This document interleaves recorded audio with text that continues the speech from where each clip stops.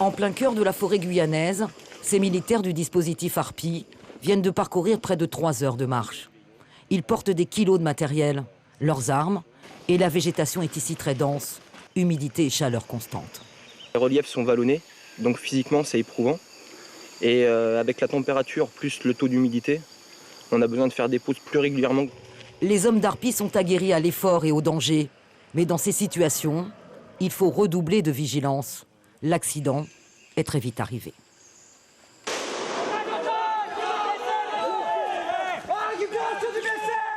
Les hommes d'Harpie sont formés aux gestes qui sauvent, en cas d'agression, de tir, de chute d'arbre, de chavirage. Tout ce qui est possible d'arriver fait l'objet d'exercices. Ok, Alpha, prise en charge du blessé.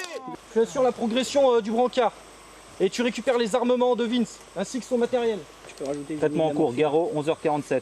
Pour soigner leurs camarades ou toute autre victime potentielle, ils ne disposent que d'une TIC, une trousse individuelle de combattants, avec le strict minimum pour les gestes de premier secours. Même le brancard doit être fait sur place, avec des bouts de bois et une toile improvisée, parfois leurs propres uniformes. Attention pour lever. Allez, on fait vite. Lever. Allez. Attention pour poser.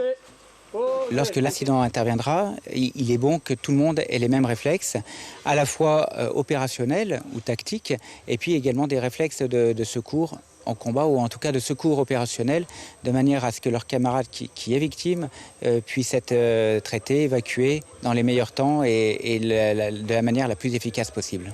Chaque année, des gendarmes et des militaires engagés dans la lutte contre l'orpaillage illégal participent ensemble à cette formation, initiée après la tuerie de Dorlin en 2012. Dorlin nous a permis aussi déjà de se dire que dans le retour d'expérience, il est souhaitable de travailler avec nos camarades de FAG, de manière à faire des échanges en commun sur le secours au combat, mais aussi dans toute la partie tactique, quoi. Demain, s'il y a un problème sur le terrain, tout le monde sait ce qu'on a à faire, quoi. Chaque élément a sa mission, quoi. Des exercices et des gestes répétés qui ont permis de sauver de nombreuses vies, mais les opérations Harpie restent toujours des manœuvres dangereuses. Suivez l'info sur Guyana Première, télé, radio et Internet.